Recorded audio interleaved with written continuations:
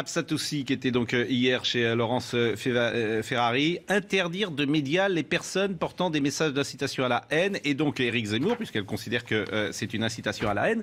Est-ce que, Maurice Safran, vous signeriez cette pétition ? Non, moi, je ne signe pas de pétition par principe, donc ça va pas. Elle pose une excellente question sur la présence, et chaque responsable de médias est évidemment devant sa responsabilité. Moi, je dirige un groupe de médias avec des journaux comme le magazine littéraire L'Histoire ou Historia, qui pourraient traiter du livre de Zemmour sous différentes facettes. Nous n'en parlerons pas. On a fait le choix de ne pas parler du tout du livre de Zemmour. On a fait ce choix il y a quelques jours, même avant l'affaire. Parce que ce qui s'est passé cette semaine est absolument extraordinaire. C'est pas simplement il y a cet épisode-là, mais il y a d'autres épisodes quand même. Je ne sais plus sur quelle chaîne l'affaire de l'équipe de France, qui est une équipe africaine. Le comble du racisme. Pour moi, le comble du racisme, une équipe africaine. Je rappelle à nos téléspectateurs, et c'est extraordinaire, d'ailleurs ça montre à quel point cette idée selon laquelle Éric Zemmour dirait ce qu'est la France aujourd'hui est l'idée la plus fausse et la plus absurde d'histoire. Qui est aujourd'hui l'idole de toute la France?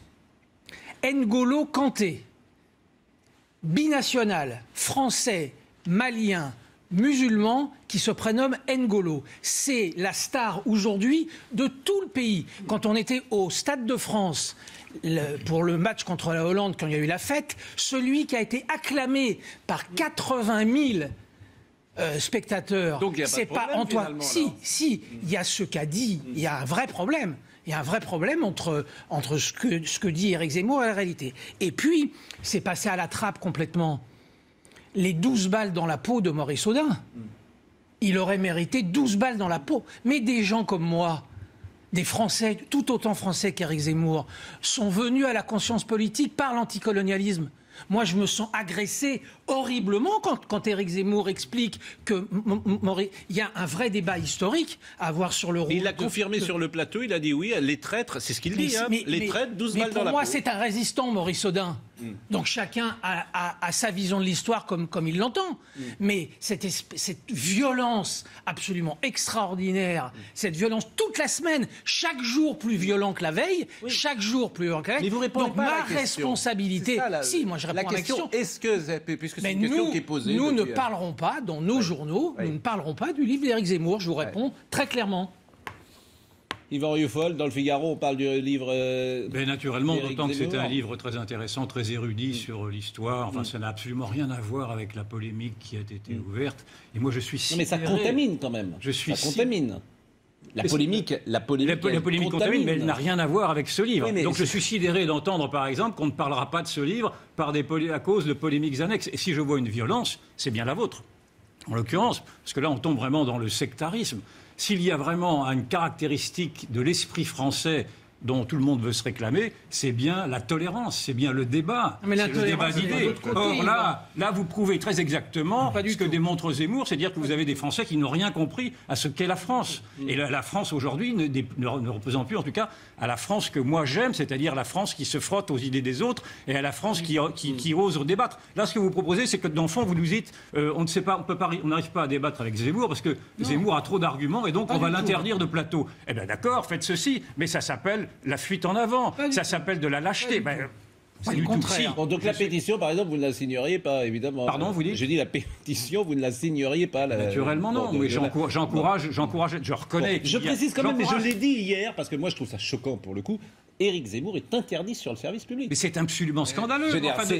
Comment ça, il est dans quel régime ? Vous ne le verrez pas sur le service public. Vous ne le verrez pas chez Léa Salamé qui fait une émission politique. Vous ne le verrez pas chez Laurent Ruquier. Vous ne le verrez pas chez Michel Drucker. Non, mais c'est intéressant quand même de dire ça. Interdit, c'est un sens particulier. Mais parce que c'est une interdiction non dite. C'est pas la même chose de dire il n'est pas invité et de dire il est interdit. Arrête, Gérard. Là, joue pas sur les mots. Vous avez des milliers de gens qui écrivent des livres ou qui font des choses qui mériteraient qu'ils soient invités, qui ne sont pas invités, tout simplement. Vous êtes de mauvaise foi. Raphaël Rémy-Leleu, tour de table. Raphaël Rémy-Leleu, tour de table. Important de faire la distinction entre ce qui relève de l'interdiction et ce qui relève du choix éditorial, de la responsabilité médiatique et aussi de la manière dont on pose le débat. Qu'on parle de l'esprit français ou qu'on parle même des valeurs de la République, la liberté d'expression, la manière dont on organise notre débat n'est pas absolue. Il y a d'autres personnes qu'Éric Zemmour qui ne sont pas invités sur le service public, qui ne sont pas invités sur d'autres chaînes. Sauf qu'il vend 500 000 livres. Et déjà en France qui vendent 500 000 livres, il n'y en a pas beaucoup. Et Dieudonné fait combien de spectacles? C'est l'idée la plus... Est-ce que je peux parler? Excusez-moi. Merci. Et Dieudonné fait combien de spectacles et sera là combien de vues sur YouTube? Ça n'est pas pour autant qu'on l'accepte sur un plateau parce qu'on sait ce qui va se passer. Et on est quand même en 2018, vous parliez de Laurent Ruquier, ça fait combien de temps que Laurent Ruquier a dit qu'il n'acceptait plus Éric Zemmour sur son plateau, qu'il ne l'invitait plus et qu'il regrettait d'avoir pendant des années donné la parole à Éric Zemmour et avoir banalisé des idées d'extrême droite. Donc en 2018, en Italie, Raphaël Rémy-Leleu, il n'y a pas Éric Zemmour. Et en 2018, Hongrie, il n'y a pas Éric Zemmour. Pourquoi vous répondez à côté de la plaque? Non, parce que c'est pas lui qui est responsable des idées. Ça n'est pas responsable des idées. Il est responsable de ses propres idées. On est responsable de lui donner ou pas de la place. En 2018, on s'étonne encore qu'Éric Zemmour est réactionnaire, sexiste, raciste. Ça fait longtemps qu'on en a conscience. Une seconde. Je voudrais répondre à Yvan une seconde. Alors, Maurice Safran, Yvan Rioufol. Je voudrais répondre à Yvan une seconde parce que c'est très important. C'est franchement dramatique. Non, Maurice Safran et Yvan Rioufol. Je voudrais répondre à Yvan parce que c'est très important. Maurice Safran. Et moi. Je lis. Et Marie. Évidemment, mais. Bien évidemment. Pardonnez-moi.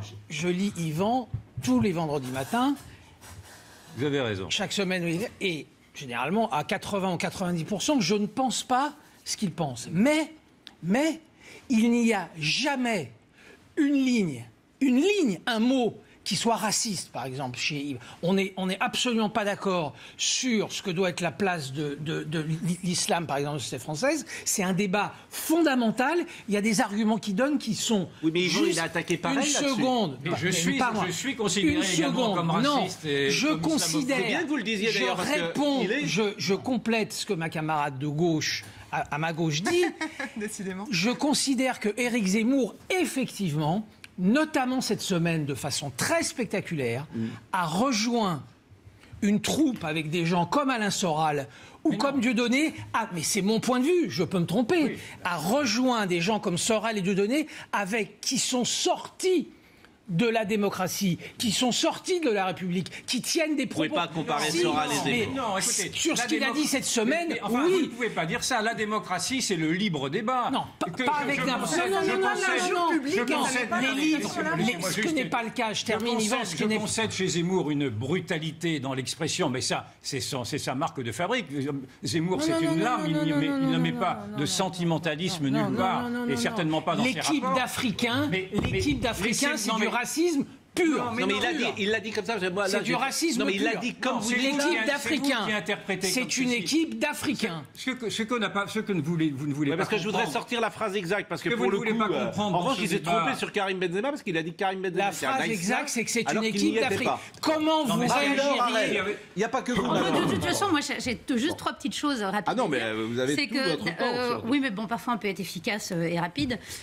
Donc, d'abord, je pense que la pétition servirait pas à grand-chose parce que des Éric Zemmour, il y en a plein, et que s'il est invité par certaines chaînes, c'est particulièrement parce qu'il a ce genre d'idées, ce genre de comportement. C'est pas vrai, pardonnez-moi, moi je l'ai invité hier, je ne peux pas vous les dire.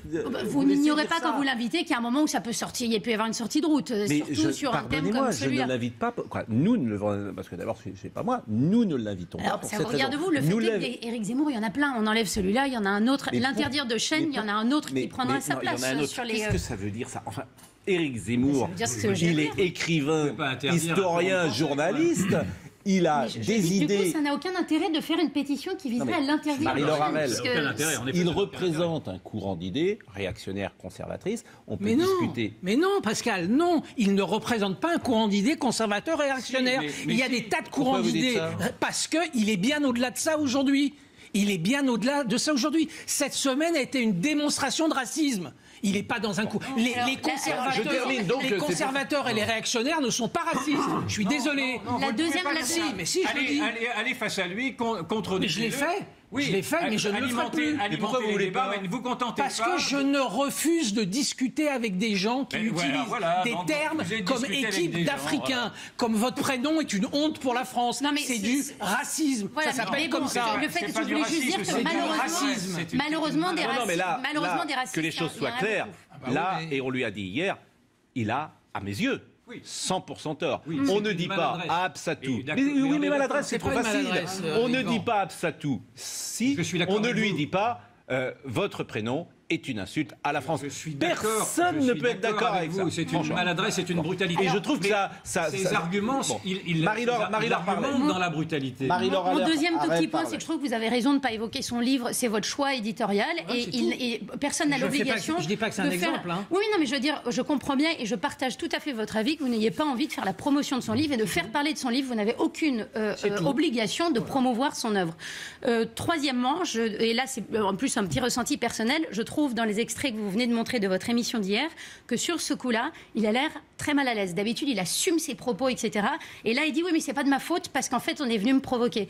Donc, je remarque qu'il n'assume pas autant que d'habitude les propos qu'il a pu tenir. La phrase exacte, et c'est Marine Lonçon qui me l'a fait passer, c'est compliqué car on voit bien aujourd'hui qu'il y a une énorme majorité de joueurs africains. Français, pas africains, français. Je vous cite 100% français, pas africain. Est-ce que je peux dire la phrase ? Africain, français. Bon, je répète. C'est compliqué car on voit bien aujourd'hui qu'il y a une énorme majorité de joueurs africains. Je ne dis pas qu'ils ne sont pas français, mais qu'ils sont noirs. Imaginez l'équipe du Nigeria avec 8 joueurs blancs sur 11. Qu'est-ce que vous diriez ? C'est bizarre. Voilà exactement sa phrase. C'est du racisme pur. Mais non, mais pur. Après, chacun. C'est mon commentaire. Oui, mais vous avez. Vous êtes là pour ça. Il a inventé une marionnette médiatique. C'est comme Paul Valéry a dit dans ce test. Paul Valéry voulait qu'un écrivain n'invente pas une marionnette médiatique. Lui, il a inventé une marionnette médiatique. Jean Dormesson, tous les gens qui passent à la télé représentent un son, quelque chose. Lui représente quoi ? C'est vrai, c'est pas très beau ce qu'il dit. Je veux dire, son histoire, dire à une jeune femme comme ça ce prénom, c'est pas beau. Ça, moi, je trouve ça super qu'on prénom. C'est discourtois et c'est effectivement. C'est pour ça que le mot maladresse. Vous dites c'est plus que discourtois d'ailleurs. Vous dites qu'il vend 500 000 exemplaires de bouquins. Je veux dire, c'est pas un critère. Je veux dire, la quantité n'a jamais fait un critère. Georges Perros, c'est un écrivain totalement inconnu. Il est magnifique. C'est un des plus grands écrivains français. Donc, je sais, la quantité, on s'en fout. Lui, il vient là, il sort un bouquin, il donne sa petite phrase. Bon, après, quand on parle comme ça. Mais je pense aux enfants, parce qu'on parlait de football. Moi, par exemple, je suis né à Nice. Quand j'étais enfant, je suis né dans 52. Quand j'étais enfant, Pelé, il est sorti Pelé. Mais j'étais fou de Pelé. Alors, à Nice, j'ai jamais vu un noir de ma vie. Pelé, je l'ai scotché au-dessus de mon lit. Je rêvais de ça. J'étais totalement inculte. Je connaissais pas le jazz, je connaissais pas chez Sarrain, les écrivains, rien. Mais je disais, Pelé, ça, c'est magnifique. Et Pelé, c'est un de mes dieux. Pelé. Et les enfants, c'est ça. On s'en fout de la couleur, c'est le talent qui compte. On s'en fout. Cette jeune femme, je ne sais pas ce qu'elle fait, peut-être coiffeuse, c'est une femme d'entreprise, elle est fabuleuse sans doute. Je veux dire, c'est la France, etc. Moi, je viens d'Italie. Mon père, on l'appelait Baccaroni quand il était enfant. Je veux dire, ça dépend. Maintenant, c'est la tendance. Il faut revendiquer un peu ce qu'on est. Regardez, moi, je m'appelle pas Bernardo. Mon père s'appelait Marcel, on ne l'a pas appelé Marcelo. C'est complètement différent maintenant. C'est totalement différent. Avant, il fallait cacher ses racines. Je vous dis, mon grand-père est italien. Il fut le fascisme, il est venu à Nice. Très important. Il a appris à ses enfants, donc à mon père, d'apprendre le niçois. À Nice, il y a une langue, c'est le niçois. Tu vas apprendre le niçois. Et tenez-vous bien, mon père, il a été refusé à la maternelle parce qu'il parlait le niçois. Il ne parlait pas français. Je veux dire, c'est incroyable. Mais maintenant, ça a complètement basculé. Maintenant, je pense que mes enfants, j'aurais pu les appeler d'origine juive, parce que ma femme est juive. Non, je les ai appelés Éléonore, Margot, Léa, je veux dire. Bon, en tout cas, dépend les affinités, chacun fait ce qu'il veut. Je suis d'accord, Bernard, mais bon, je peux en placer une de temps en temps quand même. Il représente, c'est Jacques Boisselier qui nous écoute tous les matins, et là on est au cœur du débat. Il représente une idéologie atroce. Vous vous faites du mal en le défendant, vous lui mettez encore le tapis rouge. Moi, je vais vous dire le sentiment que j'ai, et c'est que tout le monde devient fou avec Zemmour. C'est-à-dire que tout le monde est hystérisé. Voilà, c'est-à-dire que je trouve que ce que vous dites est excessif. Je vous le dis comme je le pense. Ce que lui a dit est odieux. Donc il a eu tort, effectivement, de dire, vous dites maladresse. Moi, je ne dis pas maladresse, on ne dit pas à une femme ce qu'il a dit. Mais surtout, On peut plus en parler quasiment. C'est-à-dire que ce débat est hystérisé. Attendez, vous dites déjà sur le prénom, vous dites c'est discourtois, c'est pas Oui, vous avez raison. Je me suis discourtois. repris. C'est odieux, je viens de dire. Je viens de dire d'attaquer les gens sur leur nom, leur prénom. Je viens de dire c'est odieux. Et deuxième chose, tous les débats sont possibles. Il y a une chose qui n'est pas possible, qui est un délit, c'est le racisme et la xénophobie. Or, alors, est-ce qu'il le fait exprès ? J'en sais rien, mais quand vous dites qu'il y a une hystérisation, c'est lui qui hystérise le débat. Non, pardonnez-moi, on ne peut pas dire ça. Écoutez, je vous donne un exemple précis. On ne peut pas dire ça. Dans l'émission d'Ardisson, on ne peut pas dire ça. Il a été poursuivi en justice plusieurs fois, il a été condamné plusieurs fois pour des phrases qui sont effectivement, qui posent un vrai problème. Donc c'est lui qui les prononce, c'est pas ceux qui sont en face de lui. Il n'y a jamais eu un débatteur qui a été... Convenez que à chaque fois, ces interlocuteurs suscite ces genres de réactions chez lui. Et qui a hystérisé le débat, ce n'est pas tant lui que... c'est lui qui s'attaque à son prénom. Mais quelle est l'agression dont il a été victime d'ailleurs? Parce qu'on n'a pas la phrase qu'elle lui a dite avant. C'est plutôt cette jeune femme qui a mis en public précisément une scène qui avait été agressé le premier. Non, elle lui a dit vous êtes une insulte. Alors je ne sais pas si on peut la revoir peut-être d'ailleurs. On peut revoir l'échange, je le demande à Marine Lançon. Alors, comment dire... Oui, alors non, pardonnez-moi, on ne peut pas le montrer. On ne peut pas le montrer. On ne peut pas le montrer. On ne peut pas le montrer ça. On n'a pas le droit de le montrer. On n'a pas le droit de le montrer parce que si on le montre, on se met sous le coup de la loi. Là, on est vraiment le nez. Donc ce qu'il a dit hier, et on peut écouter d'ailleurs Éric Zemmour, il dit Absatou m'a dit vous êtes une insulte à votre prénom. Non, mais c'est lui qui a dit, Absatou lui a dit ça, vous êtes une insulte à la France. Et lui, vous, c'est vous. Donc il dit qu'il répond. Bon, voilà, mais bon, c'est pas la même chose. Il a tort pour moi, Éric Zemmour là-dessus. Il a tort. Mais les deux questions restent valables. Est-ce qu'il faut l'interdire d'antenne pour ça ou pas? Pourquoi pas? Et surtout, c'est vrai que je constate que le débat est hystérique. Raphaël Rémy-Leleu. Mais est-ce que je peux... J'aurais juste dire... Non, mais est-ce qu'on peut élargir le débat? Parce que le débat qu'il pose est quand même intéressant, c'est de savoir si oui ou non on peut encore s'accrocher à ce que représente l'assimilation. C'est ça le débat qui est posé aujourd'hui publiquement. Sur le fond. Non, mais il a raison. Celui-là est un très bon débat. C'est un excellent débat. Mais le vrai débat que l'on édulcore, c'est celui-ci. Est-ce que l'assimilation... Attends, je finis. Est-ce que l'assimilation a encore un sens aujourd'hui dans une France qui devient multiculturelle? Et la position de Zemmour, et qui est la mienne, est de dire qu'il faut encore s'accrocher à l'assimilation, même si l'assimilation est plus lente. Et l'assimilation passe en effet également par la francisation des prénoms, notamment. Mais moi, je ne suis pas aussi radical que lui sur les prénoms. En quoi cela nécessite-t-il, débat absolument fondamental qui coupe la droite et la gauche d'ailleurs, c'est une vraie question, en quoi cela nécessite-t-il des propos racistes? C'est vous qui dites que... Oui, je l'assume totalement. Oui, non, mais on verra ce que dira la justice, d'ailleurs. Mais je m'intégale de la justice. Elle dit ce qu'elle veut. Moi, quand j'entends... Excusez-moi, comme vous, moi, j'ai l'âge de Bernard, grosso modo, je vis mon rêve de gosse dans le football depuis 60 ans. Pour moi, dire équipe d'Africains quand c'est une équipe de France, quand on connaît l'histoire du football, que vous connaissez aussi bien que nous, où il y a eu des Noirs, des Jaunes, des Rouges, des Yougoslaves, des Polonais, en France, je veux dire, grande majorité des grands joueurs français ne sont pas des Français de souche. Pour moi, c'est épouvantable. C'est toute mon enfance qui est remise en cause par une phrase comme celle d'Éric Zemmour. C'est très grave. On marque une page de publicité.